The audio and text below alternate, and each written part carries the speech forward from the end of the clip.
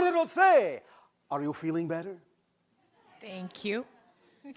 Well, you're in trouble now. No troubles. All right, you may proceed. First of all, thank you for this experience. Oh, thank you for the co-creation. My question is Speak about. up, speak up. My question is about acting on our highest excitement. You always mention that. What a coincidence. We talk a lot about that. But how about sometimes I push myself to meditate, to go to the gym, to study, but after that I feel really good. All right, stop. When you look at the idea of acting on something that contains more excitement than something else, but you find that you have to push yourself to do it, it may be because of one of two things, generally. Can be other things, but one of two major things generally. Number one, it may not necessarily be representative of your excitement, or you may be coloring the way you go about it to make the way you go about it seem not exciting when you could be going about it in a more exciting way. That is part of the overall excitement instead of just looking at it as a means to an end. Is this making sense? In other words, you have to have the ability to discern what is really representative of excitement and what is not, or what you may be making look like it's excitement that's not, or what may be not your excitement that is, that you're making look like it's not your excitement.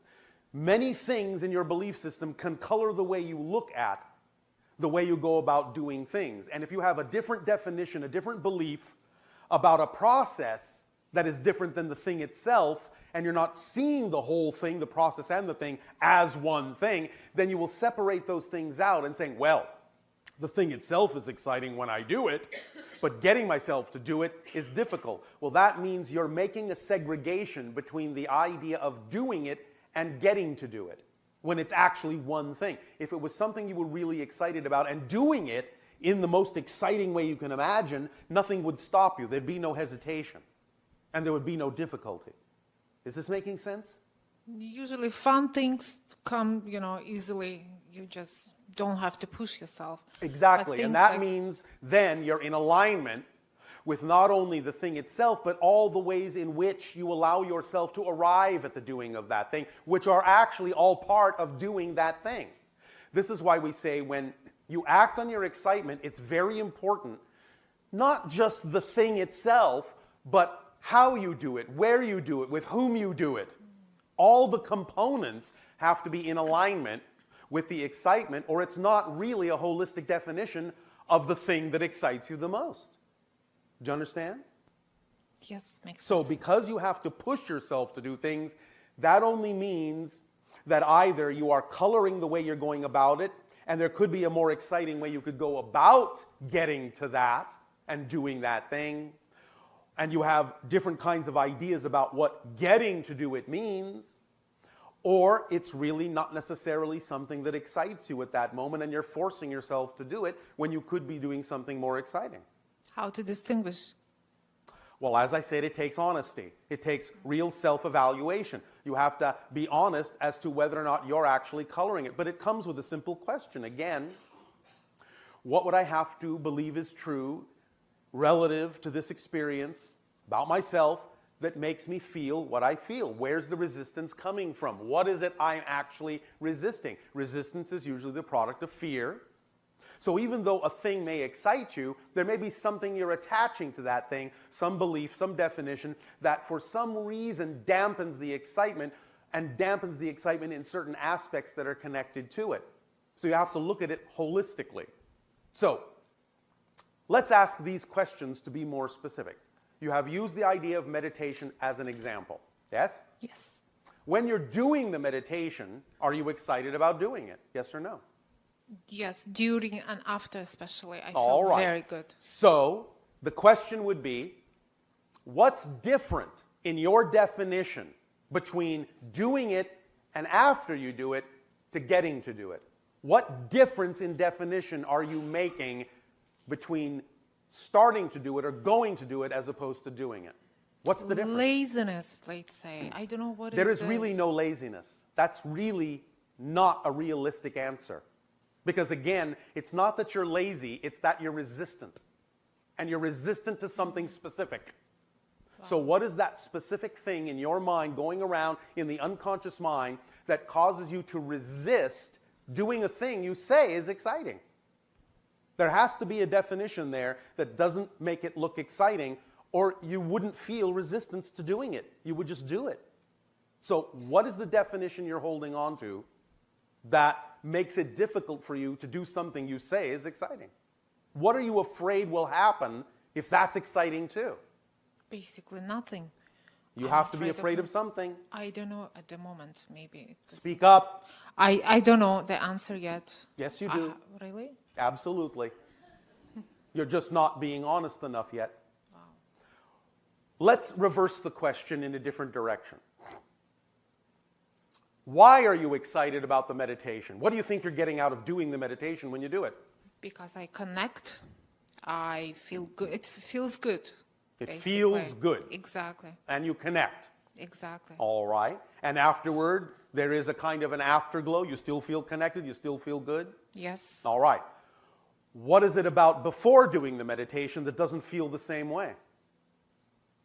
The same thing happens going to the gym, let's say. It's the I better understand. example. What is it Just- about the thing before that doesn't, in your mind, think that it can feel the same way?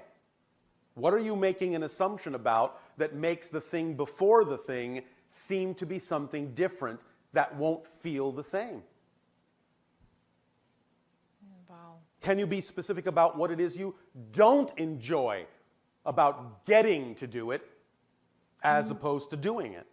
Maybe I push myself a lot. Push yourself. For doing things in the right way, right time. All right. That's And why. so you are tired of pushing yourself. You resent yourself for pushing yourself. Therefore, you argue with yourself and resist yourself because you think you have to push yourself to do something exciting. But that's a contradiction. If it's really exciting, you wouldn't have to push yourself. Maybe you think you're lying to yourself about those things being exciting. Are you just using them as a cover for something more exciting? Are you using them as a fallback, a default position for something else you could be doing that would actually be more exciting, but that you're afraid to do? Maybe. Well, what would that be? If you were willing to truly act on the things in your life that are most exciting to you, what are you afraid might happen if you did that? Yeah, basically nothing. I know. Just the happiness. Nope, you're not being honest. You have to understand this is a very obvious thing. If you find resistance in your life, it is usually because there is either a fear-based definition or you are assuming you have to do something you don't really have to do. So let's approach the first one and the second one in a different order. Let's say you did not meditate. Yes? Yes. Well, if you didn't meditate, if you chose not to meditate, then you wouldn't feel pushed to meditate, would you? Yes. Would you be all right with not meditating? We'll be fine. Yeah. Oh, all right, so it's not really that exciting then, is it? Is it?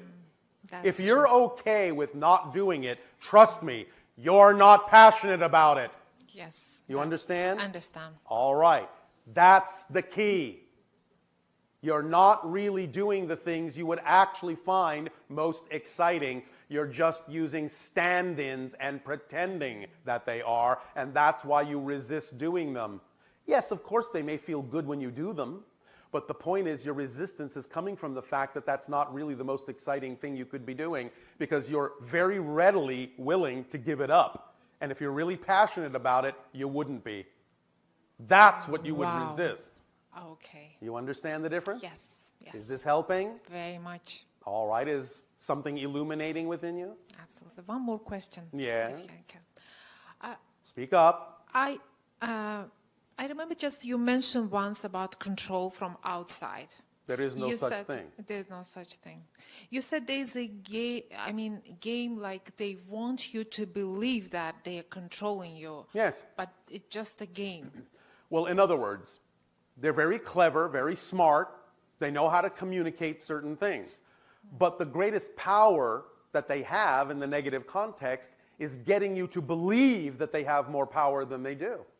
And as soon as you buy into the idea that they want you to buy into, that they have more power than they do, then you give them their power, and then they appear to have more power than they do.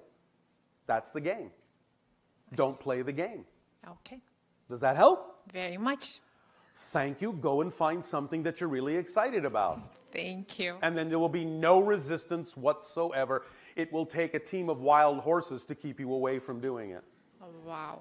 Yes? Thank you. Yes. That's yes. when you know you're really acting on your passion, is when you feel you have no other choice. Really, no other choice. As you say on your planet, come hell or high water, no other choice. This is what I'm passionate about. This is what I'm doing. If it's truly your passion, Wow. you will stop at nothing, and there will be no resistance to doing it. Yes? So I act have on to your just passion. find it. That's my, basically. Don't experience resistance by finding out what you're truly passionate about and acting on it. Because the things that you're acting on may feel good, but they're obviously not really that much of an experience about passion, or you would have no resistance to them at all. All right? All right. All right. Thank you. Thank you.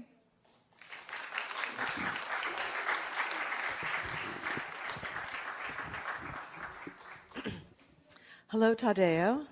Good day to you, Nania. Speaking of hell, Yes. I wanted to ask you, in your travels of contact, what is the darkest, most negative civilization that you've encountered, and how would that compare with what you see on Earth? If you wish any kind of a comparison at all, it would be the idea of a civilization that doesn't know that there is any other option other than what it is experiencing that allows it to feel completely and utterly hopeless and despairing. And in that despair, there is absolutely no inkling that there can be anything else. You have the freedom to know there is something else. Yes? Yes. Yeah, we have the The yin greatest yangs. hell is the one you don't know you're in. So, like the ancient Orion system. Closer, but even there were those that resisted. There are dark places you don't want me to take you to. Do you understand? Yes, and in fact, I know that one of the things that humans feel challenged by is dealing with the levels of darkness that are on our planet, that are Yes. expressed on our planet. And sometimes they are relatively dark compared to other places, and that's fine because you are a master class. You can graduate from this. You can transform the darkness into light, which is an expression of your power. And relative to the places you just asked me to describe, you have it pretty easy. So count your blessings. There's always a silver lining. There is I know. always a silver lining. Yes. And so when we're dealing with darkness, Yes. and particularly I've noticed that as people expand their awareness and become more connected with other dimensions and everything, that also what can happen is great fear can come up. Fear of demons. Yes. Fear of negative aliens. Yes. To the point of almost a hysteria. And Yes. and when I say that, I say it with compassion, because if you've ever experienced that degree of negativity being in your face, in a sense, Yes. it is utterly and completely terrifying. Yes, of course, that's what it's designed to be. And so, is there something that you could say about, as people go along on this journey, and perhaps those kinds of negative energies that are so frightening? I just said it. I just said it. Just to count your blessings? No, that's what it's designed to be. It's designed to terrify. Yes, that's its job. That's what it's designed to be.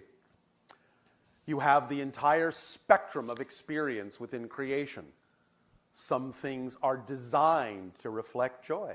some things are designed to reflect terror. That's its job. That's what it's designed to be. When you know that, it will start to appear simply like the villain in a play that's wearing a mask, but you know there's simply an actor beyond it that doesn't have the intention that the mask is designed to convey, but the actor is playing a part. Therefore, if you understand, no matter how terrifying something may seem, that it is simply what it's designed to play, that starts to remove the charge, because you start to see through the mask, and you start to realize that behind everything, no matter how brilliant, no matter how bright, no matter how gray, no matter how dark, no matter how terrifying, behind everything is the same spark of source and all that is, and there is nothing that's happening that doesn't have a reason for happening. It's all valid, and it's all part of the play. And with Star Wars, I'm remembering that scene where Luke Skywalker goes into the swamp to face his fear. This seems to be some sort of a rite of passage, Yes, or it's called your dark night of the soul. Okay, and so can you share with us in that representation, Yes. what exactly, what It's is an opportunity to recognize the polarity that exists within each and every being, to acknowledge it, to own it, and then to balance it, to neutralize it, to learn from it, to propel you toward what you prefer. Yes? Yes, that we need to get to a place where we don't, in a sense, condemn evil. We don't hate evil. We Because don't, you're only hating a reflection of yourself. And that, if you wish a definition of evil, is evil, which of course in your language is exactly the backward form of live. Yes? To not live is evil. Yes? Yes. If you want a definition of evil, then that's it. To not live your life. So when you take a step back from our planet and you sum up all of the negative experiences that beings are having on our planet, Yes. and all the positive energies that are happening on our planet simultaneously, Yes. is it that balance of 51%, as you were saying, slightly in the direction of the positive? Remember or? that there's a difference between experience and the actual mechanism. The mechanism is always 51% positive, 49% negative. If you want to put an arbitrary percentage on it, that will do as an illustration. The experience that you're having can be quite different.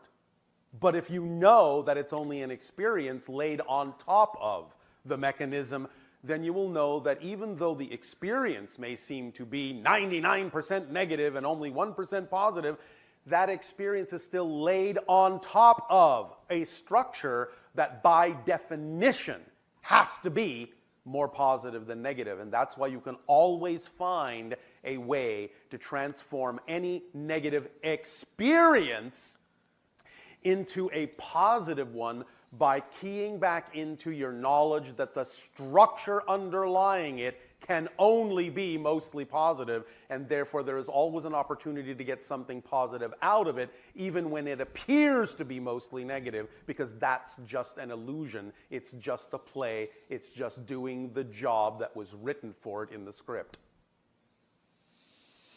Okay, and lastly, I know that many people on Earth, I guess I'll use the word struggle, Yes. with the idea of being on a planet where there is so much negativity. And that it's like it hurts their soul. It's like they can't stand it, that there's so much suffering, that all of these things that put the individual in a state that's obviously a negative state, condemning the negative state. Yes, which adds more negativity and Right. increases and expands the experience of suffering.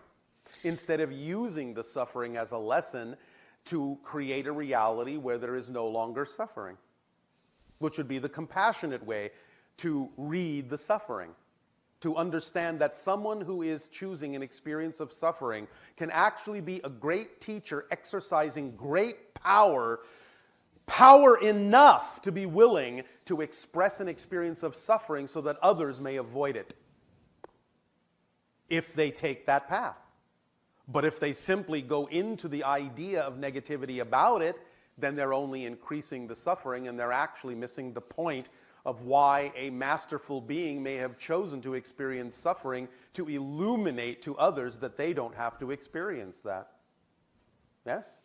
Yes, so if individuals find themselves, in a sense, getting down about the Yes. way things are and everything, Yes. if we were to think of one image, one way of illuminating your frequency and feeling good about Earth. Take responsibility. I chose to be here. Why? I am here to experience something that will allow me to recognize myself as more than I recognized myself as before. There is a positive reason that I can extract from every experience here. That's why I chose to be here, not only for myself, but in extracting positive experience from even the negative situations, I will act as a shining example that will help all others know they can do so too. I am here for them. I am here for me. I am here to have an experience of all that is equally valid to any other experience. And it's about finding a way to allow this to work for me instead of assuming in any way, shape, or form that I am a victim at anyone's mercy, because everything is in my hands here. And it is all made out of unconditional love. All I have to do is align with that knowledge, and I will experience it to be so. Beautiful. Thank you so much, Tadeo. You are welcome, Nania.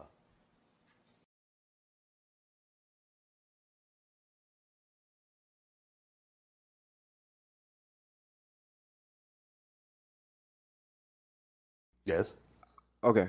So, let's say you regret an experience out of your past. Oh, not regret. Say that again.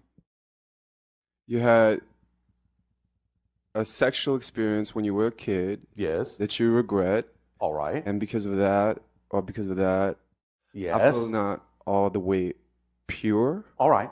So let me ask you this question. Are you that kid now? No, So why are you continuing to recreate that experience in your present? I think it's society. Why are you choosing to continue to recreate that experience in your present if you're not that person anymore? Did you learn from it? But Did you learn from that experience that you preferred something different? I'm not sure that I'm not sure that I all the way believe that I'm not that kid, because All right, society we'll get to tells that us. in a moment. Yes. We'll get to that in a moment. Answer this question first. Did you learn something from that experience that allowed you to realize that you prefer something different? Yes or no?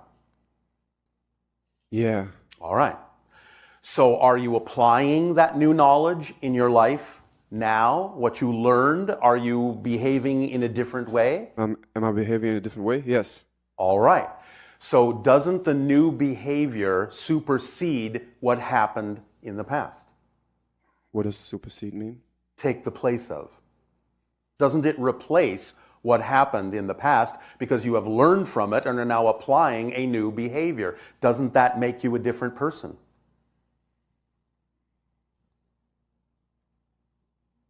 I want to say yes, Why do you want to say yes? because Because it feels better, doesn't it? it does feel better. Then why not believe it, regardless of what society says? Why not believe you are a different person now? Because society makes me feel wrong. Because society says what? They make me feel wrong, or they make me feel. They don't make you feel anything.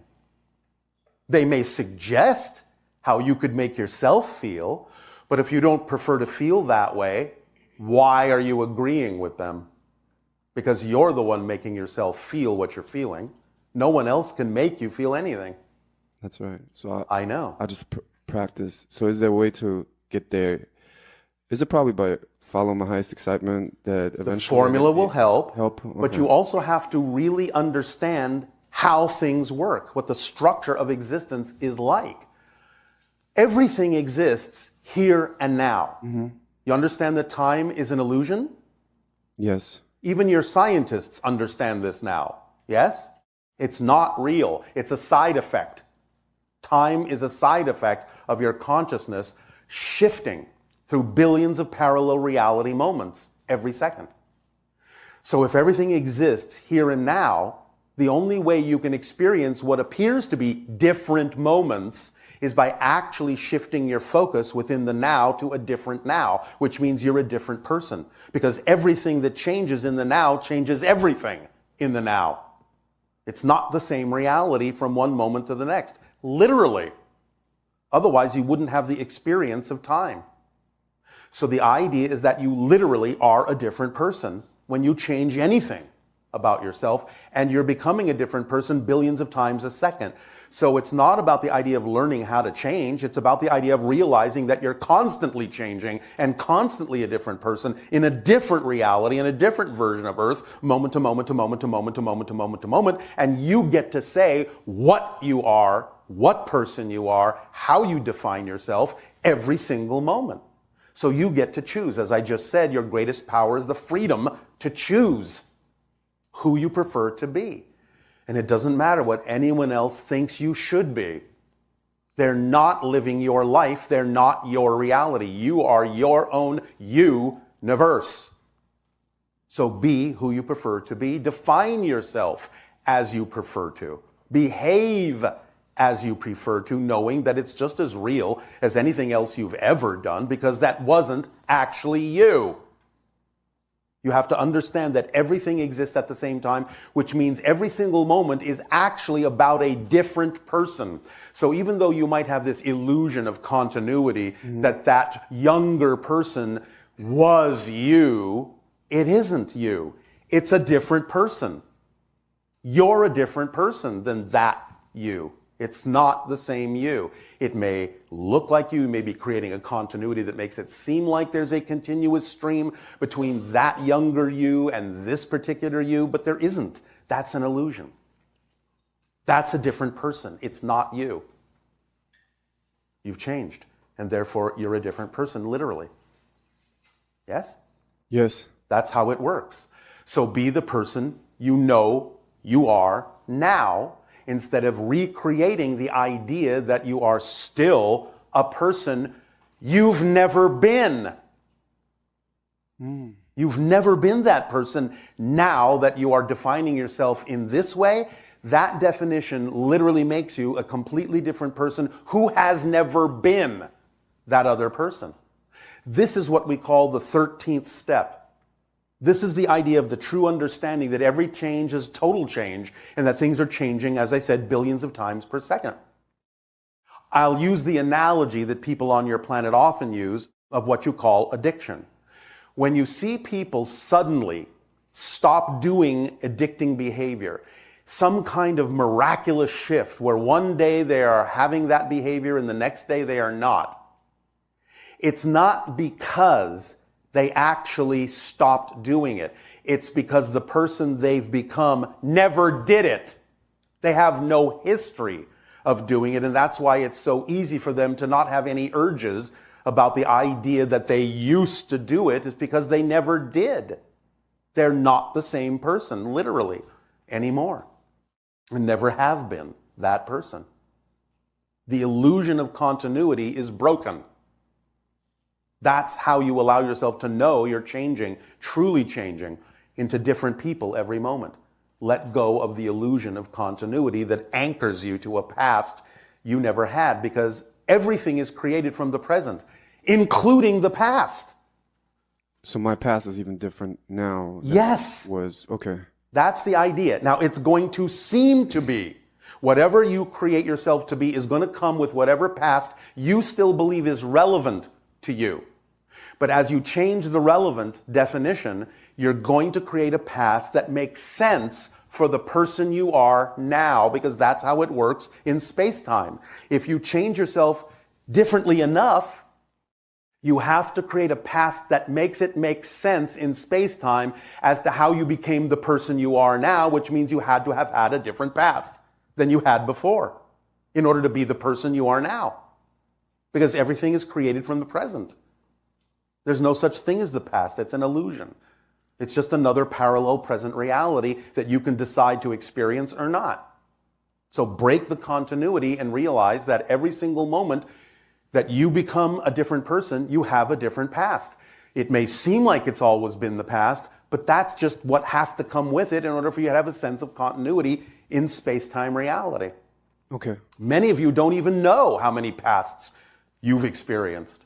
Even collectively, as we have often given examples, what you consider to be your history as a collective right now may not necessarily have been your history 5 minutes ago. But it will seem to have always been your history. Oh yes, everyone knows that in X BC this... You don't know that that's the way it was 5 minutes ago. It might have been completely different 5 minutes ago, but it's going to seem like it's always been that way when you create a new past. Okay. Is this helping? Yeah, this is helping. All right. I just want to share my experience of the weekend Yes. because I think it's helpful, and there comes a question with it. Yes. The last days, just being in the room. Yes.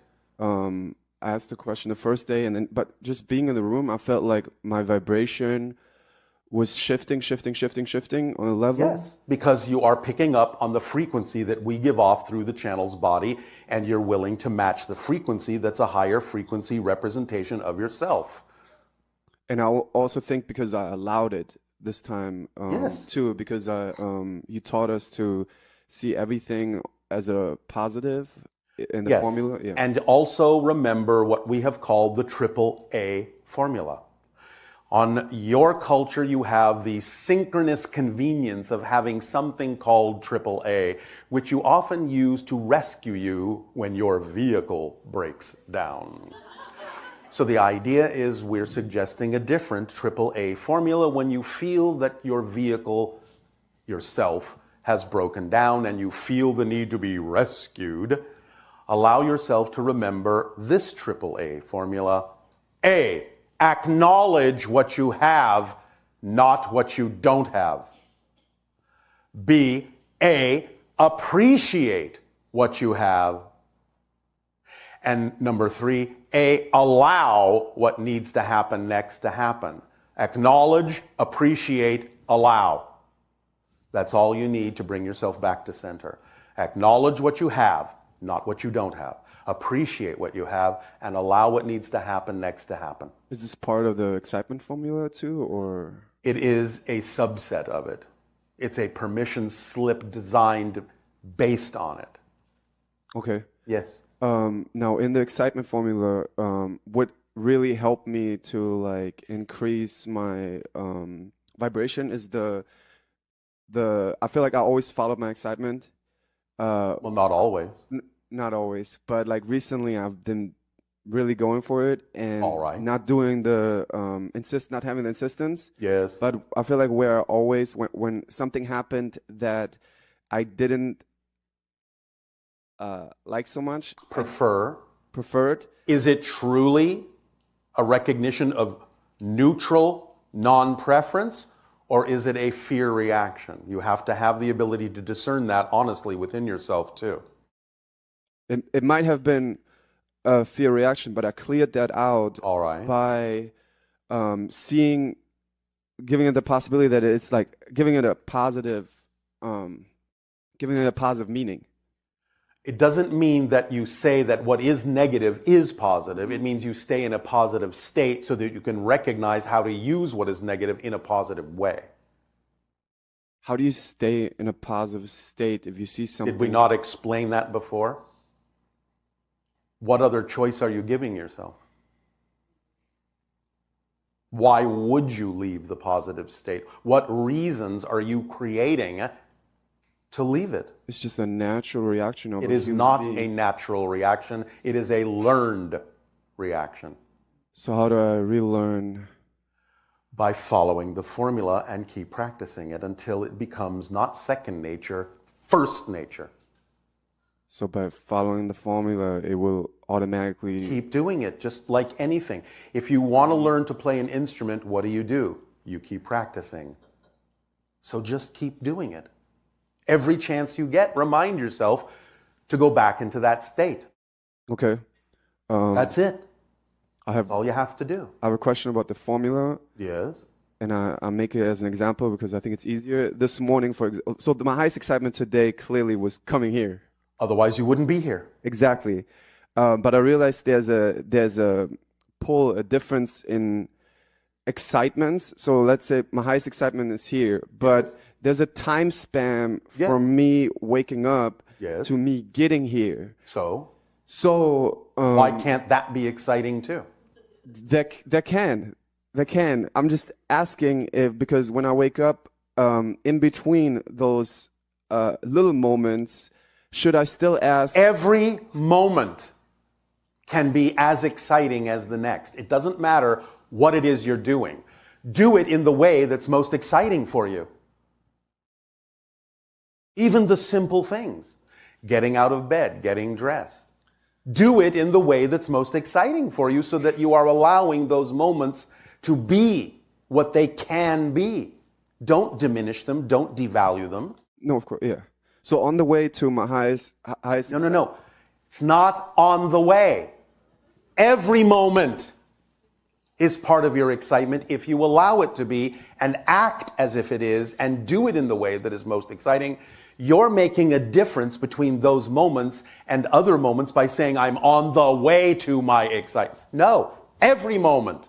Because on some points, it doesn't feel like I know what my next highest excitement is. You don't have to know. It's very simple, very simple. You don't have to know the ultimate. Just take it a step at a time. If you want to, again, practice this, do it in exactly the way I just suggested. When you wake up in the most exciting way you can. What do you want around you when you wake up? Do you want flowers in your bedroom? Do you want a certain scent in your bedroom? Do you want a certain chime on your alarm if you use that?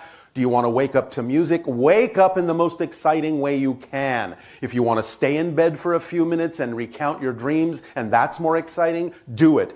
When you finally decide that you wish to be excited about rising from your bed, do it in the most exciting way you can. Whether it's a soft, calm swinging of your legs over the side, planting your feet in those wonderful, cozy slippers, or jumping and leaping out of bed, fully naked, into the bedroom. Do it in the way that's most exciting for you. And then every moment will feel fulfilling, and it's not that you will be ignoring them and invalidating them by saying that they're nothing more than a way on the way to your excitement. This is what we're talking about. Every moment. So make every moment a way. Use your imagination. Is it good to ask the question every moment, or does it make you just confused? If that excites you, but once you practice it and get used to doing your life that way, you won't have to keep asking the question. You will know what to do because you'll know yourself. Remember, it comes down to that ancient phrase, know thyself. So when you know who you are, you will start doing the things in the way that you would do them. That will always be the most exciting way you can do it, because why would you do those things any other way? If you are living your excitement, then do everything in your life in the most exciting way you can. Everything. Don't leave anything out. Why miss a moment? Why miss that precious, beautiful, exciting moment as I described of slipping your toes into those cozy slippers? Oh, that's ecstasy in that moment. Why miss out on that? Because you're in such a hurry to get somewhere more exciting. Don't rush ahead. What's your hurry? You are an infinite, eternal being. What's your hurry? Enjoy every moment.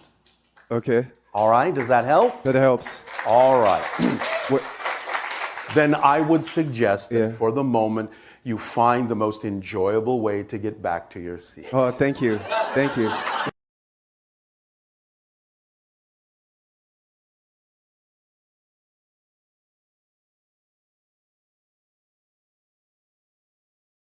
If I may, I'd like to start with a question about the oversoul. I've been listening to you talk about that concept a little bit. And I was wondering if you can clarify a little bit and talk a bit more to us about just the concept of the oversoul and how it connects to the individual souls, how different oversouls kind of interact or connect to each other. And more specifically for me, I'm interested in knowing kind of something about the state of each oversoul and what, kind of like what it's made of, where does it, if there's a physical place where it exists and... Not exactly. Okay, so kind of in that direction. All right. Now, the idea of the oversoul is a level at which consciousness exists wherein it can, from that level, then, shall we say, split itself into many different individual souls, each of which can then determine what kind of experience it would like to have individually and independently, even to the point of creating a physical life by manifesting its consciousness through a physical modality, what you would call a body. The oversoul is similar to the idea of the hand in that it has extensions that you call fingers.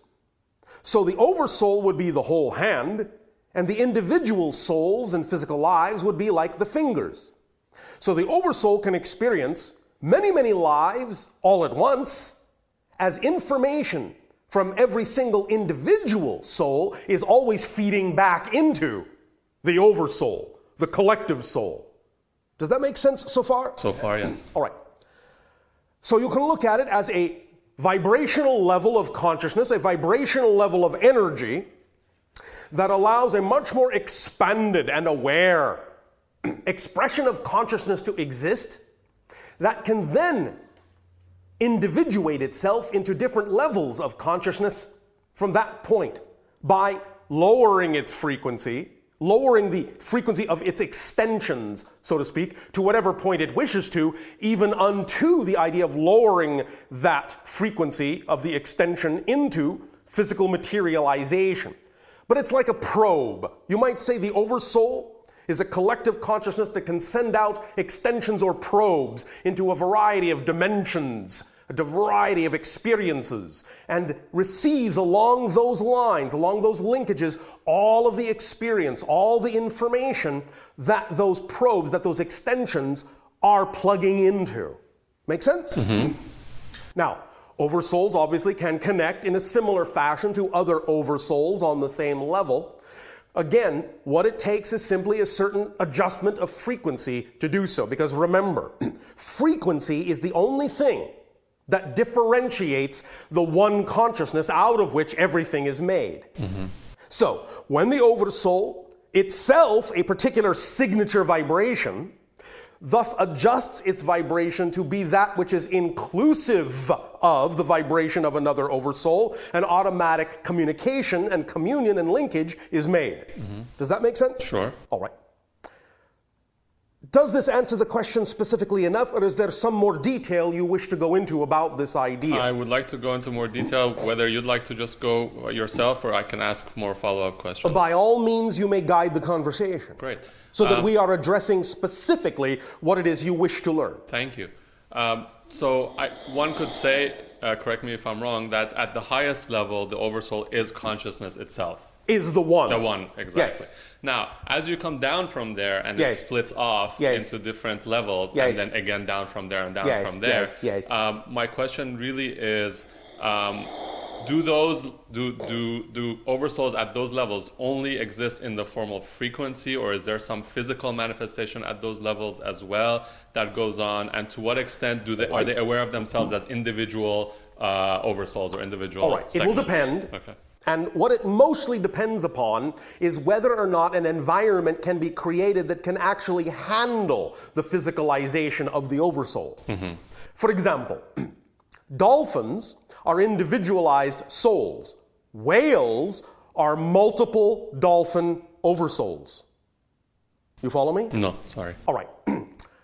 A whale is an oversoul in physical form. Mm-hmm. It is the oversoul of a multitude of dolphins. Got it. It can physicalize because the environment of the ocean allows for the ability to support a physical mass that is representative of the size of the oversoul. Whereas on land, it is unlikely that your oversoul can manifest because the environment cannot support a physical manifestation of something that large in a single body, as it can in the ocean. But the oversoul can take on certain characteristics that are close to physicalization. And in that sense, it is what would be called the collective consciousness of your planet. What might be referred to as often the Buddha nature, the Christ consciousness, the Krishna spirit, however you wish to name it, the idea of that collective consciousness of all your people is the oversoul of your world. And in that sense, it is connected to the physicality of the earth itself. And the earth is somewhat representative of the oversoul of your collective consciousness, but it is not exactly a manifestation of the specific oversoul, but the specific oversoul does take on a kind of physicalization that you would call electromagnetic energy. So, the electromagnetic energy of the planet is as close as possible to physical manifestation as the oversoul collective consciousness of the planet can get.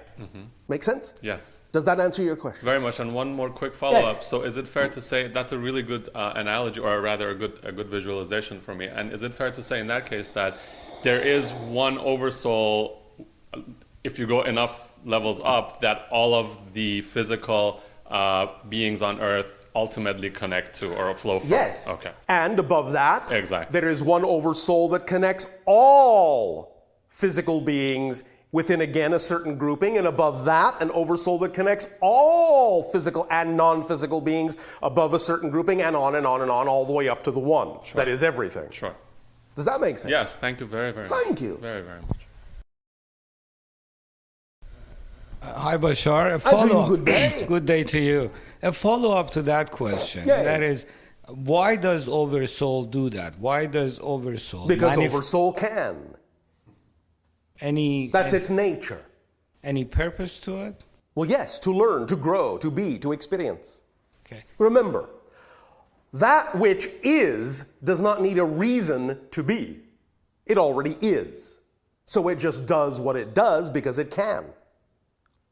Why do you do what you do? Good question. Thank you. In other words, what any level of being or consciousness does, it does simply because the thing that it does, ideally, is a representation of its true self. It is simply an expression of what it is. It is a representation, if you will, of its passion, of its truth, of its light.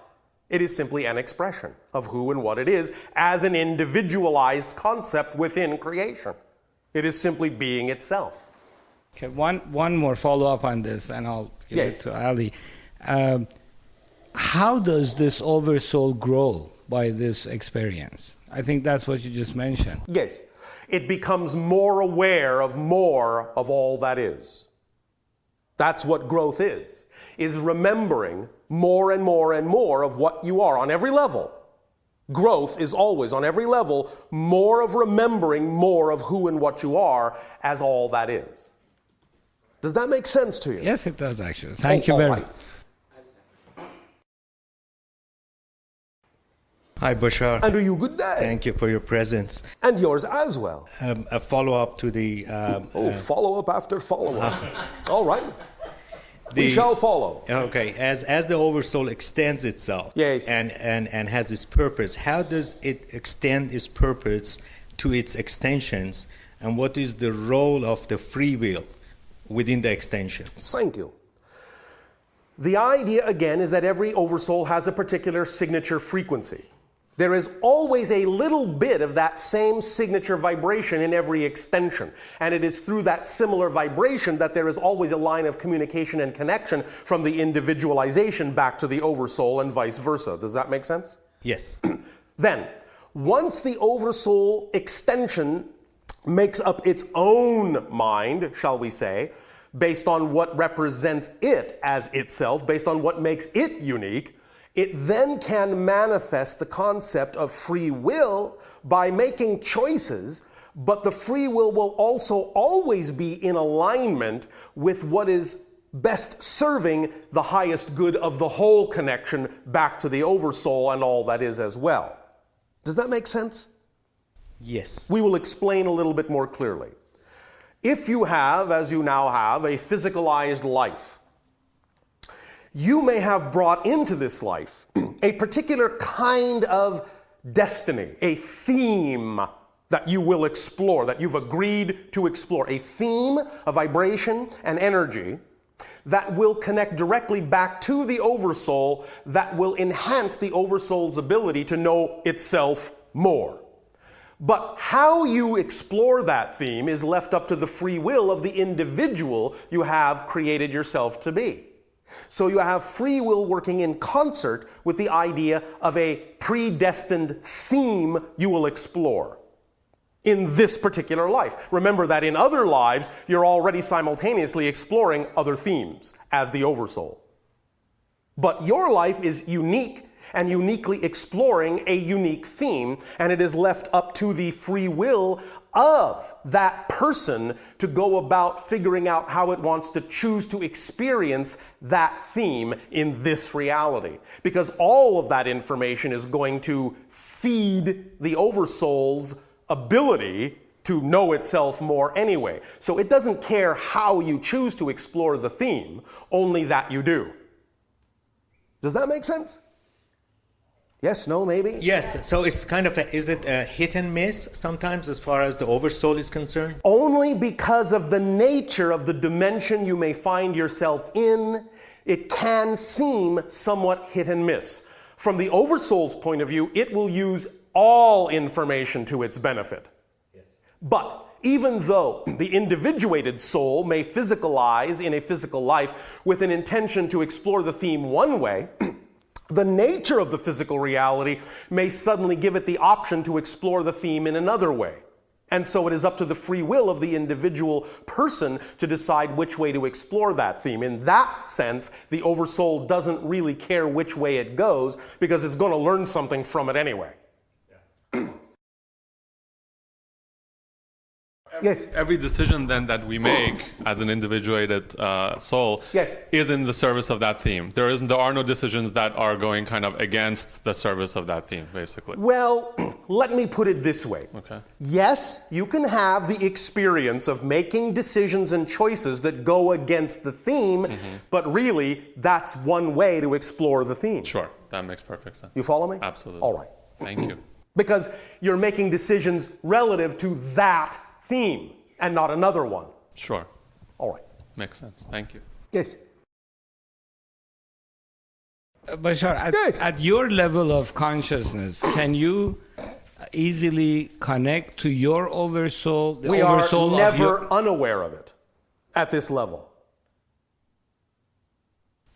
when you say we, you mean all of us too, including us, the humans? I am or? referring to my society because that's what you were addressing. That's right. That's yes. right. We are never unaware of communion with our oversouls. Okay. And so at some level, your community and the humans have one oversoul, or reach On to some one. level, yes, on we some do. level, it gets to one oversoul. Yes. Can I maybe then another subject? I wanted to ask a question. I have some trouble understanding the dimension of time. Oh, yes. Well, you're not alone. And, and maybe you can help. Well, what is it you feel you don't understand well- about the idea? You do understand that time is your creation, yes? No? Maybe not. Oh, all Maybe right. Well, you know that it is. Okay. Space-time is a vibration in consciousness that gives you a frame of reference for having what you call a physical experience.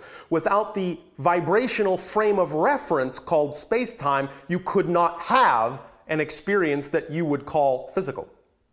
So it's created by a level of your consciousness and imposed on your consciousness kind of like a structure or a filter through which you will experience yourself as a physical being, because without that you can't experience yourself as physical.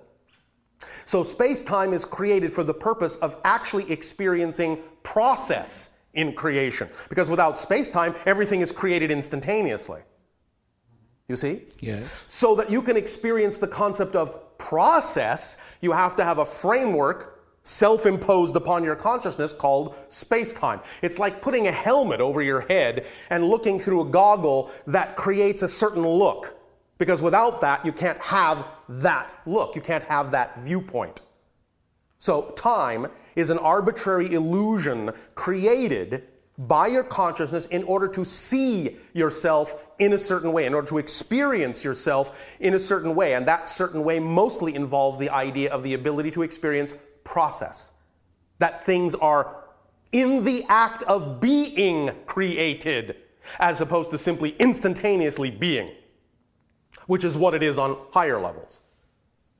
Does that make sense? Yeah, I think to some extent, yes, but that takes me to the next question. Yes. So maybe perhaps I can understand it better. Yes. That is, how does time work in your level of consciousness? And Well, it how works is it very different? well, thank you. And how is it different? It is not so structured. We have the understanding now in our experience that time for us does not have to be created in such a structured way. We use it as a tool when it is necessary. For instance, when we are speaking with a civilization like your own, we understand that we must lock into your time frequency, your sense of time, in order to communicate with you in a timely fashion. But in our own reality, we hardly ever really experience it that way. Sometimes we don't experience it linearly at all. Our consciousness shifts up and down what you would call the timeline very frequently, very freely, very fluidly, so that we can be not only where we wish to, but when we wish to, in our focus, in our consciousness. Does that make sense? I think it does. It's hard for me to still grasp it, I know. but I think... I know. Well, let's I think look at it it helps. this way. I will give you an example that you have all experienced on your own planet. You have a saying on your planet that time flies when you're having fun. When you're doing something you love to do, you recognize that you don't really experience as much passage of time. When you are doing something you're very involved in, that you're very passionate about, you might look up and say, well, it feels like I've been doing that for, I don't know, half an hour. But then you look up and say, well, maybe actually 5 hours has passed. And you go, where did the time go? But you see, it's not that time went anywhere. It's not that you ignored the passage of time. It's that when you experience that kind of focus and actually only feel like 1/2 hour has passed, you have actually only aged 1/2 hour. The rest of the world may have aged 5 hours, and you may plug back into their time frame so you can keep up with them at the 5 hour mark, so you won't be out of step with anyone, so you can still agree with them that it's 5 o'clock. But if you really only viscerally and physically experienced half an hour during that moment, that's all the time you actually created in your reality. 1/2 hour, and that's all you've aged. That's how fluid and flexible time is, and that's why it's important to always live in the moment, live in the present, and do what you love to do, because when you do that, you don't create as much time, and when you don't create as much time, you age less. Wow. That's how it works. Thank you, Bashar. Does that make sense? Yes. Thank you. Hi, Bashar. And to you, good day. Thank you so much for this workshop and for last night. You are welcome. I have a friend who has been attending your seminars and sessions for many years. Yes. And he decided that his excitement was to spend all of his time studying this information to find out his true excitement in life and what he wants to do. All right. So he gave up... Excitement is to find out what his excitement is. Exactly. I see. All right. So he gave up his job. All right. He moved back east to live with his father. Yes. He's been living there for 2 years. Yes. And all he does every day is Yes. listen to your tapes Yes. and meditate. All right. And he's now at a position where his father is going to be moving to a small home where he's now going to be basically on the street with no money All right. or anything. I suppose he will find that exciting. Yes. And what I'm finding Yes. is that some judgment is dipping into my belief system. Why? I've been helping him to share some of this information with him. Yes. And because I'm realizing that my core belief system, which I was given through my parents, Yes. is that you have to work hard to get your goals. I see. And I do work very hard, but Yes. it's also my play. Yes. And so I find When it is play, automatically people will work at it. It won't be an effort, it will just be hard work because they don't want to do anything else. right. So I'm following my joy and I'm doing what I like to do, what I all love right. to do. But I find myself resisting giving this information to him because I'm finding that I feel in my belief now that Yes. he needs to stand on his own and not All right. worship you. That and- does not necessarily have to be a representation of judgment. It can simply be what you might call an astute observation of what we already pointed out. He's not actually, so to speak, acting on his excitement. He's using his excitement to find out what his excitement is. And in a sense, he is removing himself one step from the actual doing of something that he might actually find will support him. Although it's not impossible that what he's doing will support him, his belief systems may make it more difficult for that to support him until he realizes it's all about actually doing what excites you rather than doing what excites you to figure out what excites you. Right. But the idea of no longer feeding him the information might be an astute observation that will give him an opportunity to recognize he needs to move to the next stage and realize he can find his excitement much more easily than he thinks and not spend so much time simply looking for it. Okay. Does that help you? It does. Thank you so much. You are welcome.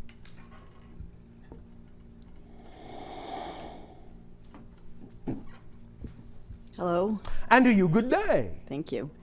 It's my first time here, so I'd like to ask you some questions if I could. Oh, all right. I'm supposing that you can ask the questions. Yes. Yes. I'll just rattle them all off. Oh, rattle, rattle. All right. Rattle away. Okay, one is I would appreciate it if you could give me more clarity on what you mean by definition. Yes. In other words, the definition, I would appreciate that. All right. The other is some examples of like core beliefs Yes. of what All right. those might be. All right. And then another would be how to, in other words, when you talk about following your excitement, Yes. is it, that one should then follow what excites them and just keep moving in that direction? Is that what you're? Yes. Okay. Because excitement, by definition, is the actual physical translation of the vibration that represents your true core being. So anything that brings with it the highest level of excitement, love, creativity, passion, is actually the thing to take action on, no matter what it appears to be, no matter in what form it comes, because excitement is the thread that leads you to more of yourself and leads you to all other things that can manifest in your life in an exciting way. So follow that excitement. By acting on it, yes. By acting on it. That's the thread to follow. Not how things look on the surface, not what the ego thinks is connected as the next thing you're supposed to be doing, but the things that come to you that contain the highest joy is the signpost, is the marker of the next thing to do. And even though it may not, from your physical mentality point of view, seem like the quickest path, it actually is. Right, so ironically, although the parents in my personal situation did not encourage that at all, they basically said, follow your duty in a sense. Yes. Follow what is expected of you. Yes. As opposed to. Yes. So, okay. Now, sometimes it may dovetail with your excitement, but on your planet very often it doesn't. Correct. All right, so, Now, yeah. the idea of definition is simply that we are talking about ingrained belief and finding out specifically what that belief is, how you have defined your relationship to any given situation. Who you think you are in relation to what's happening in your life is basically what we mean by your definition of yourself in that situation.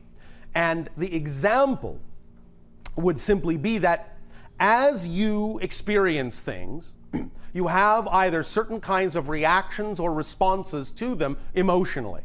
You follow me? Yes. All right. And those emotional responses are completely derived from your definition of who you are in relation to that thing. So on a very simplistic level, if you are in a situation, you find yourself having what you typically as humans call a negative emotional reaction or experience to it, that's primarily because the definitions you have about yourself are allowing you to color your energy in that way. And those definitions are primarily probably out of alignment with your true being. If you experience a response that is joyful to the situation, or at the very least neutral, then most likely your definitions are in harmony with your true self.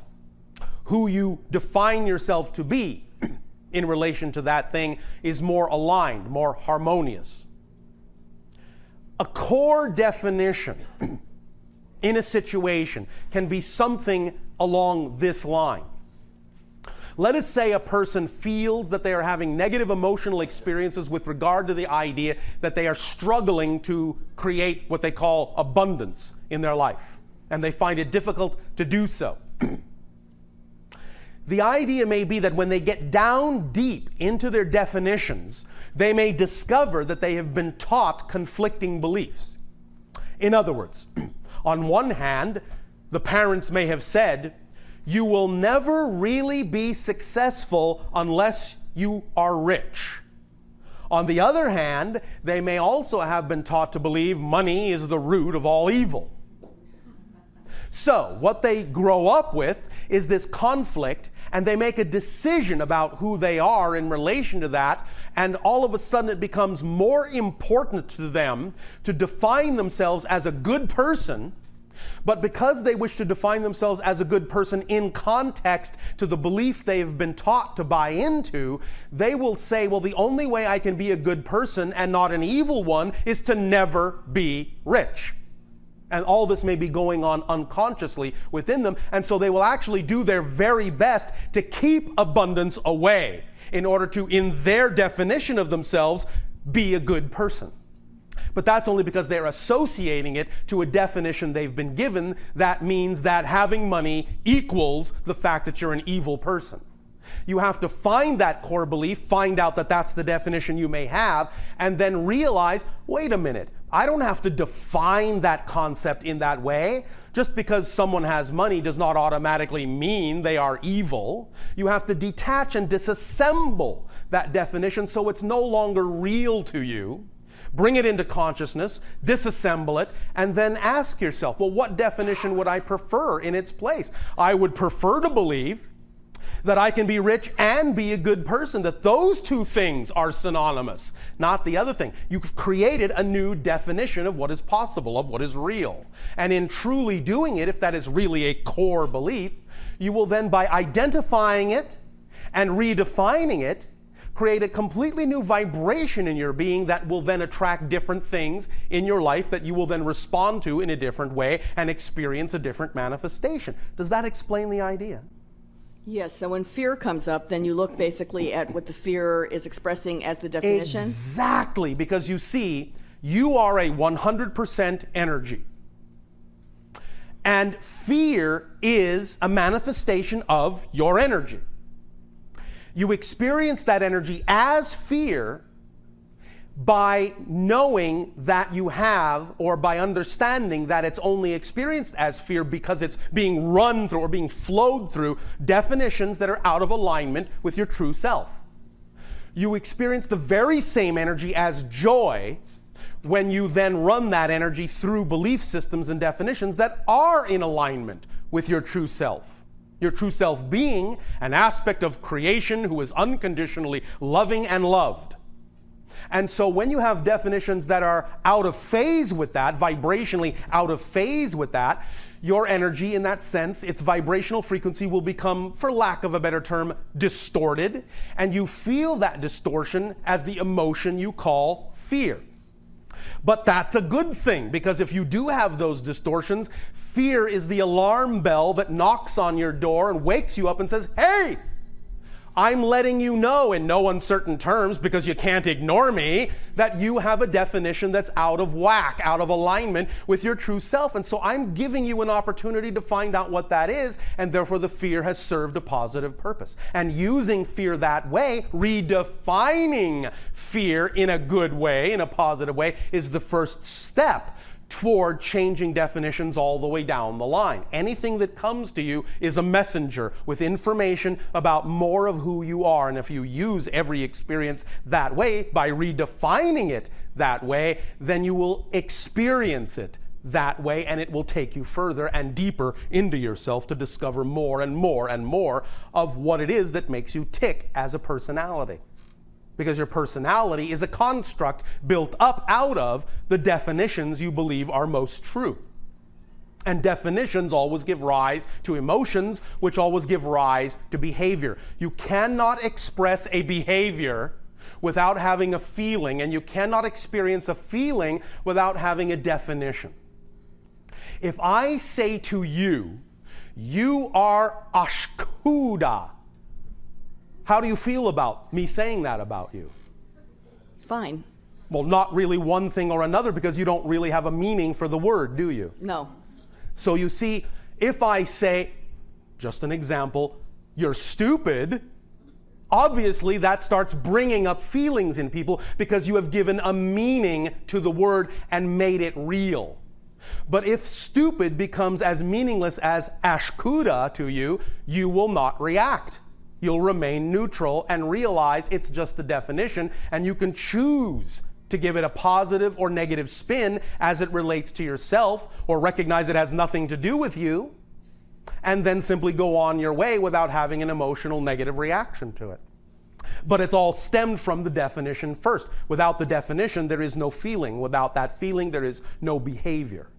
So all behavior stems from feeling, which stems from definition. So if you're behaving in a way you don't prefer and you're feeling in a way you don't prefer, follow that trail back to the definition by asking yourself the penetrating question, what would I have to believe is true about myself in order to be having this emotional experience and this behavior in this situation? And that will be the first step towards disassembling that definition and digging down deeper to the core, because there may be something else under that that will support that idea. So, going back to the idea of the definition that equated being evil with having money, and moving things away from yourself that would cause abundance, there may even be a deeper belief that allows you to perpetuate that allows you to even consider that belief as being real. And the deeper belief may have to do with things like your own sense of self-worth. Well, I may intellectually understand that it doesn't mean you're automatically evil when you're rich, but I still can't seem to break through that idea of attracting abundance to myself. Well, maybe there's a deeper core issue even underlying that has to do with believing whether or not you're even worthy to try. You understand? Mm-hmm. Is this helping clarify the idea? Yes, it's helping to clarify the idea, and then the best way then to handle that is to then look and see what those beliefs are. Well, yes. I mean, the best way is whatever is your way. We are giving you ideas that you can use as tools, but of course your imagination will adapt them.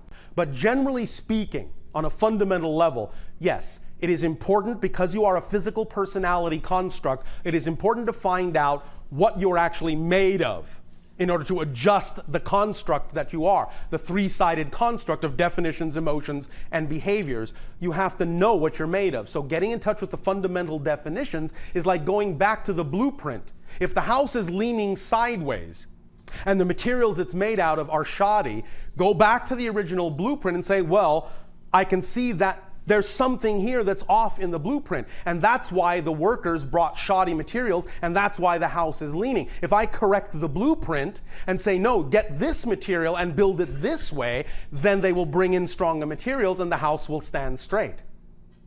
You follow me? Yes, and then start acting as if, in other words. Well, of course, because it is. You act as if because it is. And that automatically changes the vibration of your That being. changes the vibration. And then the last step you need to be aware of is to make sure you understand that physical reality is just a mirror, but that it's not always one-to-one, that it's neutral as a set of props. So, in other words, knowing that you're changing your vibrational frequency, knowing that you are changing your reality, does not always mean you will immediately see a change in the circumstance, in the set of props around you, outside of you. The first stage in truly expressing that you know you have changed, acting as if, you say, is to respond differently to the same situation than you did before. By responding differently to the same appearing situation than you did before, that is when you give the situation leave to then be more truly reflective of the change that has happened within you, because now there is conviction in you that you've changed, regardless of what things look like on the outside. You now know that things on the outside are just neutral props, devoid of meaning, no built-in meaning, that you determine the meaning. So even though it may look the same, you're now saying, I am giving it a different definition. I now know it's not an interruption or an obstacle. I now know it's part of my path and it serves me in a positive way. I'm redefining it. And by responding differently to it, then it has the best opportunity to actually change the outside reflection. But the first step is not the outside changing. The first step is knowing and behaving as if you truly are different in relation to what's going on outside. So because there really is no outside. To change for change itself rather than for outcome. Yes, exactly. When you change for change itself, the paradox is you change the outcome. When you change for the outcome, you've never really changed. Thank you. Does that help? Yes. Thank you. Thank you.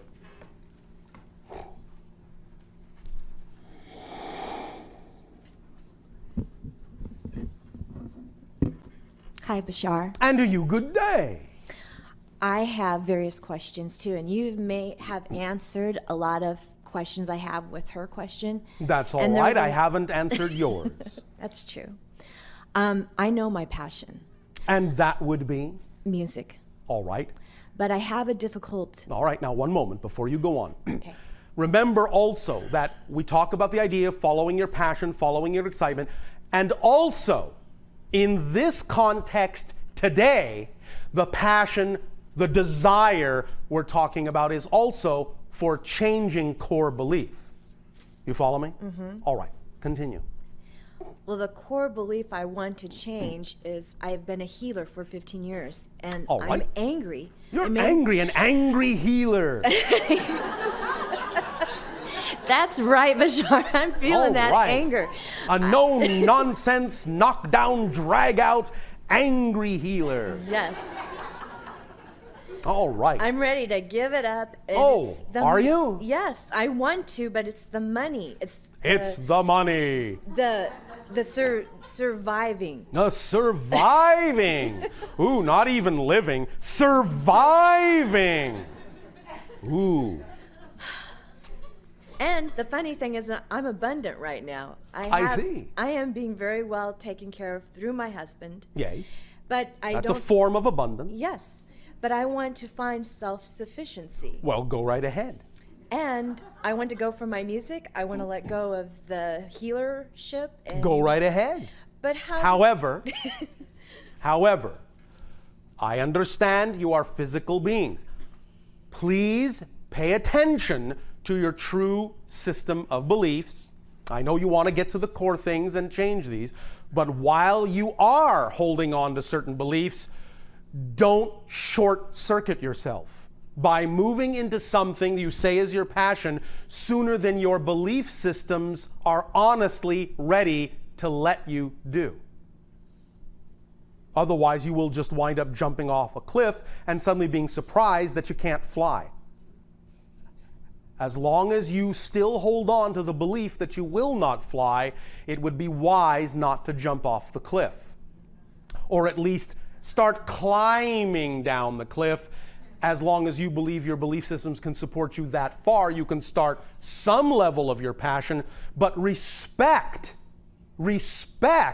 where your beliefs actually are, and that simply takes honest self-assessment to find out what those definitions are, so that you're not fooling yourself into thinking you're truly ready to live your passion when you yourself have contrary beliefs about that.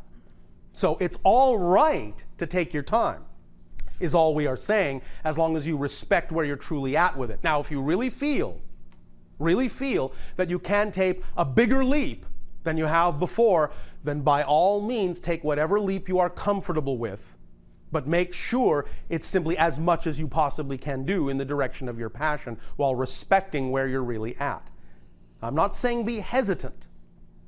I'm saying have true recognition of what your beliefs will really allow you to do. Because sometimes when you take that leap and feel that you've gone through an experience where taking that leap has suddenly smacked you in the face like a brick wall, that experience itself is for the purpose of putting you in touch with other beliefs you may still be holding on to that didn't really allow you to take the leap you wanted. And so that's okay too.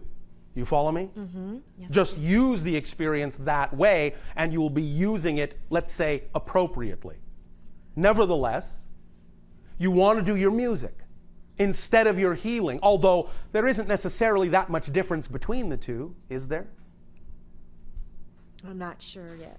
Well, is not healing vibration? Yes. Is not music vibration? True. Does not music heal? True. Well, you can still be a healer and be a musical one. Maybe you're just angry with yourself for not being the kind of healer you would actually rather be. Yes, no, maybe? Yes. Well, All right. I'm also experiencing guilt with that because Let's pile on the negative beliefs. Let's make it that much more difficult. Not only am I angry that I'm not doing what I want, but I'm also guilty about not doing it. Bad me, shame on me. Let's really pile on the difficulty level instead of just doing what I want. Let's spend more time processing all the things I want to judge about myself. Now, you understand, I'm not making fun of you, yeah? I understand. All right. this. However,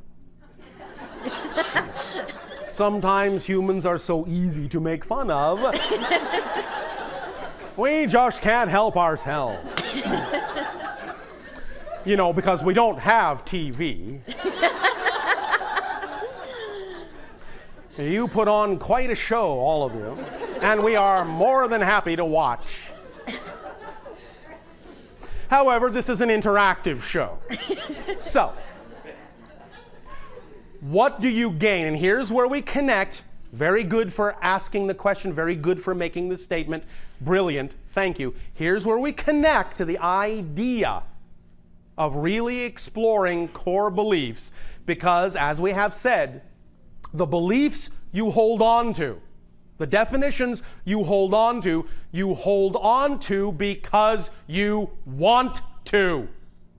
You never hold on. You will never, I guarantee it, believe me, you will never hold on to a belief or a definition, no matter how negative, that you don't define as working for you on some level. If you hold on to it, it's because you think it serves you to hold on to it. Because you've defined it in a way that says, as uncomfortable as it is to hold on to this belief, the alternative is scarier. So this makes me feel more comfortable, so I'll keep it, thank you. You will never hold on to that belief if you actually believed this was more advantageous. But if you're scared of this choice, you will think this is more advantageous, to hold on to what you know, to hold on to what you're familiar with. As uncomfortable as it may be, it's familiar, and sometimes that's why the symbol on the Enneagrammatic circuit, the last one is the unknown. Sometimes you define the unknown as scarier, and you'd rather have the familiar, as unpleasant as it is. And there it is again, another example of attaching definition to things. This is horrible, it's horrible, it's horrible. I can't stand it, I can't stand it, I can't stand it, but I can't stand that more. When you switch that idea, believe me, you will let go of this instantly and attach to that immediately. As soon as you change the definition of what actually serves you better, as soon as you get in touch with that core belief that going in this direction will actually be the best thing for you, you will immediately do so, and believe me, nothing will stop you. Nothing. Nothing gets in your way. Nothing gets in your way. Everything you're doing because you choose to do it, because you've defined it as the best thing for you to do by comparison to this other option. But if you know that other option could serve you, you simply have to get in touch with the rest of the definitions that don't allow you to automatically choose it, that don't allow you to feel that it would. And that's usually the definition that does that.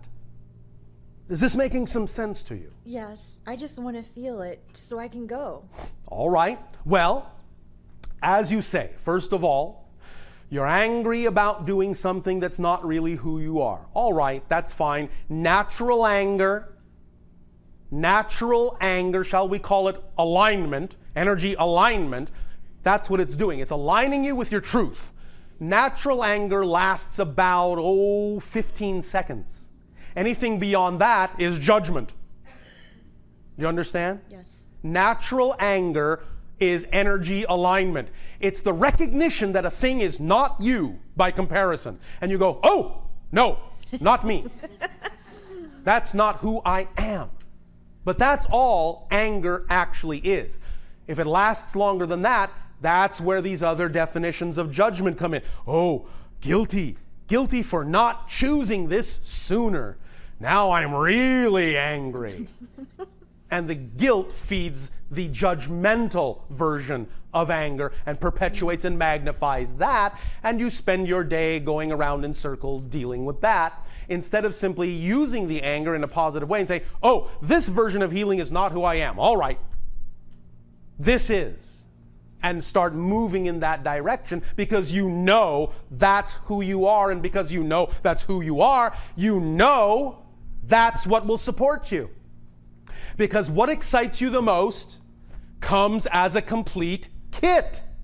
Otherwise, it would be pointless. If what excited you the most couldn't support you in the reality you've chosen to be in, there would be no point in that being the thing that excites you, because it wouldn't allow you to do that thing. It wouldn't allow you to continue to move in that direction if it didn't come with the ability to bring you what you need to continue to move in that direction. So you can even logic this out for yourself if that's the facility that works best for you, and recognize that there would be no reason for you to get excited about something if it didn't contain the ability to do that thing, to continue your excitement. Do you follow me? I follow you. Is this making sense and dollars to you? I'm feeling it, yes. All right. Now, if the other issues come up, I'm unsure about this, I'm unsure about that, I'm not good enough for this, I'm not qualified for that, I don't know enough about this, I don't know enough about that. Do what you need to do to gain the information and experience that you need, knowing that that's not a path toward your excitement, that all those things are part of your excitement. They're just different perspectives, different variations of it, different parts of the process of living your excitement. It's all living your excitement. And you can use even what you've been doing as part of your excitement, because it's finally brought you to a place where it's become clear what you are not. And sometimes people on earth have to simply figure out what they are by first figuring out what they are not. Sometimes it just works best that way for some of you, because now you know where you don't want to go. And that helps you really define where you do want to go. And if you worked it that way, bless it. It got you to this realization. So don't be angry with it. Don't be angry with yourself. Use it. Say, aha, freedom, release, insight, inspiration. the path I've been on, the things I've been doing have brought me to this realization. Hallelujah. Got you. Thank you, Bashar. If you don't use your life up to this point that way, it's like having a path of stepping stones and saying, I invalidate the stepping stones I have been walking on. If you invalidate them, if you judge them as unworthy of having been there, they will vanish experientially, and thus then how can they get you to where you want to go? How can they lead you to the rest of the stepping stones if you invalidate the stones you've stepped on? I think it's the fear of crossing over and Yes. how I'm going to be supported financially Yes. to get to that level of my passion. Yes. I don't want to go to work at Mickey D's. And even though that my husband is supporting me, I keep thinking, oh, I really want to let go of the massage. Yes. I do. I All right. have to. Then But- do what you can in the direction of your highest joy to the degree that your belief system will allow you to. Start there. Go as far as you believe you are willing to believe you can be supported. Okay. And don't discount any avenue that you really believe is a representation of your excitement in any form. Okay. But also, don't put conditions on yourself. You see, what you just did in that last sentence was bring up a flurry of belief systems and conditions. The only way I can get there and support myself is by working here or doing this job I don't like. I have to do it that way. No, you don't. But you have just revealed to yourself all the belief systems you have about that. So that's good. You've just made yourself transparent, and now you can deal with why you are afraid to take that step. You are afraid to take that step because you have a definition that says you must do it in a way that is unpleasant for you, that is not preferred. But that's not necessarily an empirical truth. It's just your definition that says that. So get in touch with why you have that definition and why you've made it real, and make it unreal. Because it doesn't have to be real, does it? One of the wonderful, wonderful things that exists is that there are other people. Other people act as shining examples of what's possible. If someone else can do it, you can do it. Do you understand? Yes. That's why all of you, really, most importantly, can be examples to everyone else by really following your passion. Because when you see someone else do it, it's not that you have to do it exactly the same way, but if they did it, that means it's possible for you. If you have attracted yourself into their life, or at least attracted them into your life enough to be aware of them and what they've done, then be inspired by the fact that they've done it as knowledge. As knowledge that if you've attracted them into your life as an example, that's a sign, that's a marker that you've done that to show yourself you are capable of the same thing. So if they created abundance in their lives in a fantastically rich, effortless, fun, and playful way, so can you. If the example exists anywhere and you can see it or be aware of it, it means you're capable of the same thing, or the example would never have come into your life, because there are no accidents. Does that make sense? Yes, it frees me. Thank you. Thank you, Bashar. This and what we are talking about in this kind of dialogue is not just a precursor to the idea of getting in touch with core beliefs. Everything we are saying has everything to do with really using this example, as we just pointed out in this last conversation, as an example of having your own dialogue at the same time and using this and applying it to your own situation to get in touch with your beliefs and your underlying beliefs and your core beliefs. All of this is part of the process. We are not stepping aside From all the other information we're talking about, this is part of the information. These dialogues are part of the information, part of the process in action. So pay attention to that. Are there more clarifications and questions? Hello, dear Bashar. And to you, good day. I'm just step on the path when I try to explore who I am and why I'm here. Yes. And it brings also tremendous responsibilities because it's Stop. Before you go on, are you defining the term responsibility in a positive or negative way? positive. All right. Go ahead. And it's interesting, like you said, there's no accidents in the universe. No. And more I'm getting, I feel like I'm just on the baby level to be on that road, but I'm getting... You all are. Thank you. But I'm getting more and more. And so are we.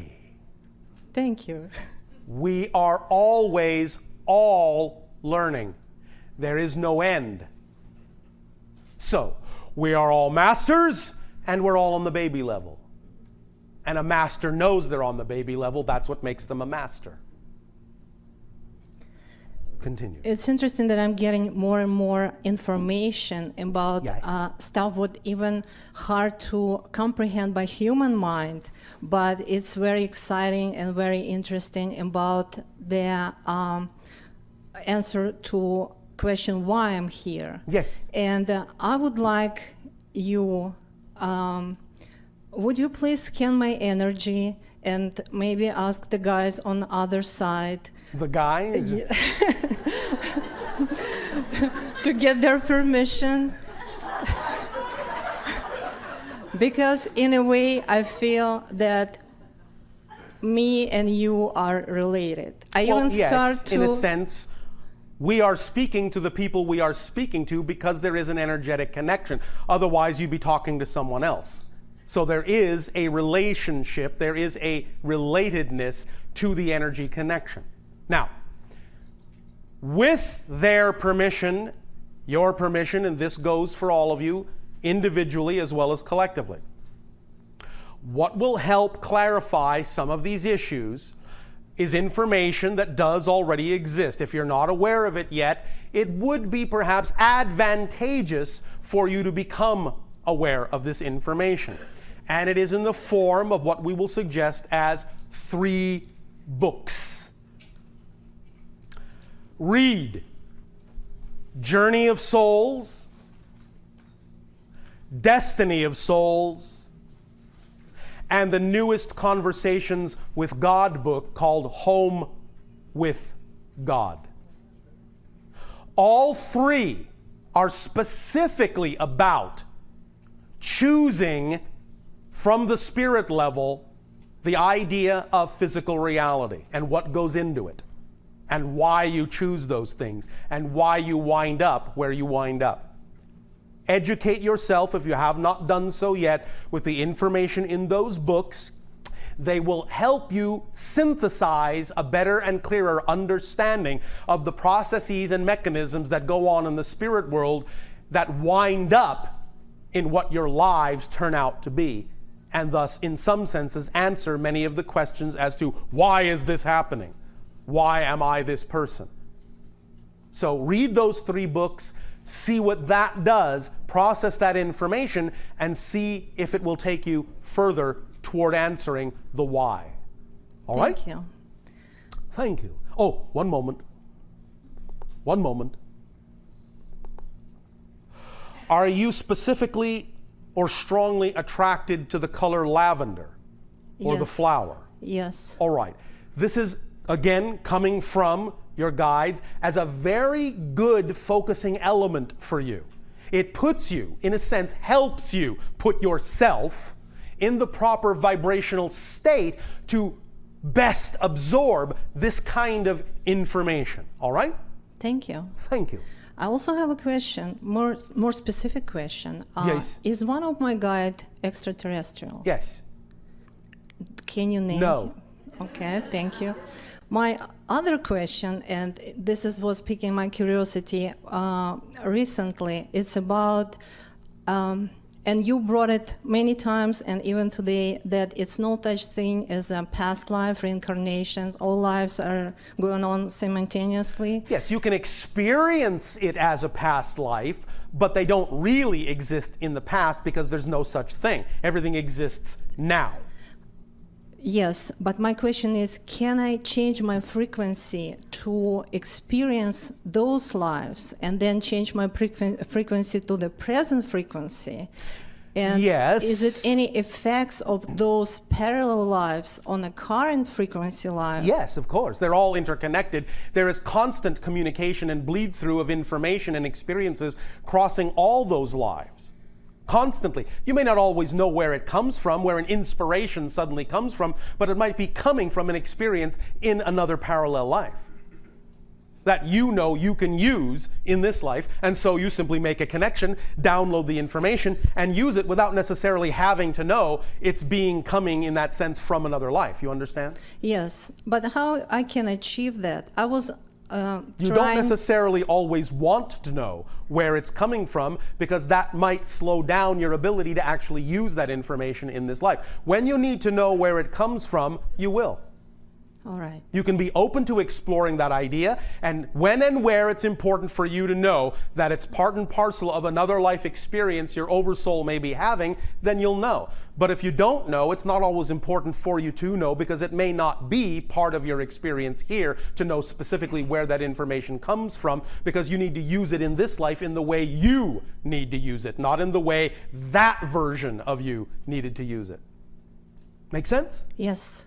But if it excites you to explore that idea, see where your excitement takes you without expectation. Because remember, you're choosing to live this life, yes, not become the other lives. Although you can connect to them, just use your imagination. The lavender may help with that as well. Thank you. But you may only at first get very quick flashes. That may be enough. Don't insist on more, just take it the way it comes, because that's the way it serves you. And if it needs to come in longer flashes and longer understandings of what's going on in different lives, then the more you do it, it may come that way if it needs to. All right? Yes. Does that help you? Yes. And the last thing, I was very excited today to hear about that you stressed the importance of the dreams. Yes. And this is what I also been getting messages that I need to look more into my dreams. Yes. Because this is the way how my guides speak to me. Absolutely. And that's very important. But what we are also stressing here today is not so much the importance of dreams as the importance of dreaming. All right? Mm-hmm. Does that make sense to you? Yes. Thank you. Thank you so much. What is the time frame remaining for this segment? All right. About one question. Hi, Bashar. And to you, good day. I know a hypnotherapist in Atlanta who changes negative beliefs in your subconscious and cleanses attached spirits, also done by John of God in Brazil. One moment. Please remember, listen to your language. You do all the changing that happens in you. Someone else may have the ability to inspire you to make that change, but no one else, not even God, can change you if you don't want to change. Remember the joke we told in the beginning? Yes. The light bulb has to want to change. Right. So you make all the changes in you. No one changes you. But they may set up a vibration from which you take inspiration to change yourself. That's how healing works. Mm-hmm. That's how masters work. They give off a vibration that represents the healed state, but you have to set that vibration up within yourself by matching it in order for you to experience the change or the healing. So you're actually doing the work, but they're acting as a reflective vibrational example. They're not doing it to you or for you. Does that make sense? Right. So pay attention to how you say those things, because sometimes in phrasing it the way you phrased it, it can be that you're in a state where you're giving your power away to someone else, and that's exactly the opposite direction you want to go in. So I can heal myself You without... do heal yourself all the time. Anytime there is a healing or a change, you're the one doing it. But you may be taking your cue from examples others are giving you. And the fact that they may say, you are healed, doesn't mean they actually did it. It still means you did it too. Mm-hmm. Do you understand? Yes, definitely. Does this help? Yes. All right, and? If I don't get inspired myself, it is helpful to go see these people. Yes, it can help trigger the idea. All I'm saying is always remember that if you do get triggered and if something does happen, it's you that really did it, even though you may have allowed them to inspire you and help you. Mm-hmm. All right. Thank you. Thank you.